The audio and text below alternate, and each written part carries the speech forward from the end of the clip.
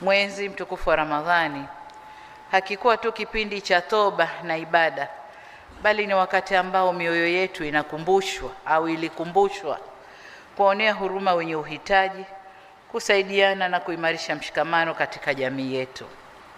Kama inavyosema Qur'ani katika sura Al-Baqara aya ya 177, taisema Kiswahili chake, inasema wema sio tu kuelekeza nyuso zetu mashariki au magharibi, bali wema ni imani ya kweli, ni kumwamini Mungu kwamba Mungu yupo, kuamini siku ya Kiyama, kuamini malaika wa Mwenyezi Mungu, kuamini kitabu chake Qur'an tukufu na kuamini mitume yake. Lakini vile vile ni kutoa mali uipendayo kwa jamaa, mayatima, maskini na wenye uhitaji katika mifumo tofauti, aidha sadaka au zaka. Lakini vile vile wema ni kufuata maamrisho yake Mwenyezi Mungu. Hata Biblia au Biblia takatifu katika kitabu cha Yakobo sura ya 1 aya ya 27 inatueleza kuwa dini safi isiyo na taka mbele ya Mungu ni kwenda kuwatazama yatima na wajane katika dhiki zao na kujilinda na dunia pasipo mawaa. Hiyo ni Biblia. Kiangalia aya mbili hizo zinatuelekeza wote kufanya matendo ya huruma, kupendana, kushikamana na kusaidiana. Hivyo basi sote Waislamu na Wakristo tunao wajibu wa kutekeleza kwa vitendo maamrisho hayo, sio tu nyakati za mwezi mtukufu wa Ramadhani na kipindi cha Kwaresma, bali siku zote ambazo Mwenyezi Mungu ataturuzuku uhai wetu. Ndugu zangu, nitumie fursa hii pia kuwashukuru kwa dhati viongozi wote wa dini nchini kwa mchango mkubwa mnaotoa katika kuimarisha maadili ya jamii yetu na kudumisha mshikamano wa taifa letu. Na hapa ndio unakuja mnasaba wa kauli mbiu ya shughuli yetu hii, kwamba tunapojenga maadili mema basi tunajenga jamii iliyo bora. Viongozi wa dini mmekuwa sauti ya matumaini na mwongozo bora kwa waumini katika nyakati za changamoto za kijamii na kimaadili, kwa kuwafariji waliokata tamaa, kuwatia moyo walio katika dhiki na kuwaongoza watu katika njia ya uadilifu, uvumilivu, kumcha Mungu na kwenye uongofu.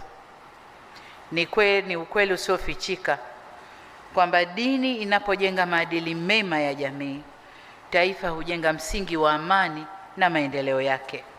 Bila hapo, kama hakuna maadili, tukiendelea kuyaachia yale aliyosema Mufti ya kutukanana kwenye social media huko kwenye mitandao, ya kutengeneza AI zinazokashifu viongozi aidha wa serikali au wa dini, watoto wetu wadogo wakiyaona yale wanajifunza, wanayafata, hatutakuwa salama na nchi haitatulia, maendeleo hayatakuwepo sababu kutakuwa kuna vurugu.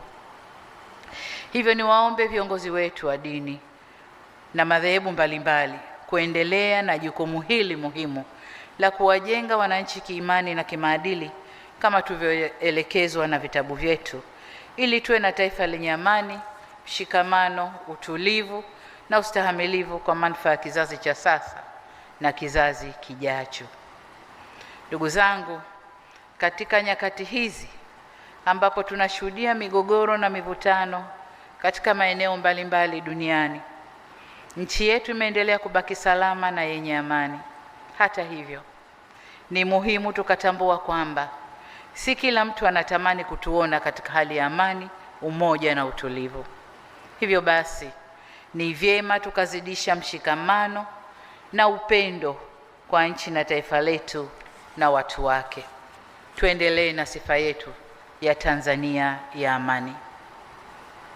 Ndugu zangu wa Tanzania, nataka niwahakikishie kwa serikali yetu itaendelea kutimiza wajibu wake wa kikatiba wa kulinda uhuru wa kila Mtanzania kuabudu kulingana na imani yake. Pamoja na hayo, ni muhimu kwetu sote kufahamu mipaka ya uhuru huo na hatuna budi kuheshimu sheria za nchi na haki za wengine, ili uhuru huo usigeuke kuwa chanzo cha chuki, mgawanyiko au kuvuruga amani na mshikamano wa taifa letu. Ndugu zangu, napoelekea kuhitimisha, nataka ninasibishe hotuba yangu hii na ile ya BAKWATA iliyosomwa na Sheikh Mruma, lakini pia maneno ya Mufti wakati akizungumza nasi, na niwaambie kwamba nawashukuru sana kwa ujumbe mzuri walioutoa, ambao kwa ujumla wake umetuasa kudumisha misingi ya umoja, amani, utulivu na mshikamano wa taifa letu ili tuweze kusonga mbele kimaendeleo, na asanteni sana kwa ujumbe huo murua. Aidha, nikupongeze Mufti na Sheikh Mkuu na BAKWATA kwa ujumla kwa uamuzi na mwelekeo wa kutaka kuimarisha huduma za afya nchini kwa kuendeleza ujenzi wa vituo vya afya katika kila mkoa na baadhi ya wilaya, pamoja na mkakati wenu wa kujenga hospitali kubwa yenye hadhi ya rufaa hapa Dar es Salaam. Uamuzi huu unaunga mkono juhudi za serikali za kuboresha na kusogeza huduma za afya karibu na wananchi au karibu na jamii. Jitihada kama hizi zinaendana moja kwa moja na dhamira kuhakikisha kila mwananchi anapata huduma bora na kwa wakati. Niwahakikishie kwa serikali itashirikiana nanyi kutekeleza azma hii kwa vitendo.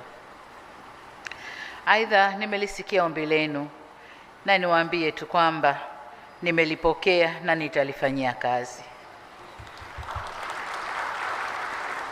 Kwa upande mwingine, nimekusikia Mufti Alhaji Mruma akitangaza kwamba huu ni mwaka wa uchaguzi kwa BAKWATA, na natambua kwamba uchaguzi ulikuwa ufanyike mwaka jana, lakini kwa sababu ya pirika za uchaguzi wa serikali mkaakhirisha kafanya mwaka huu.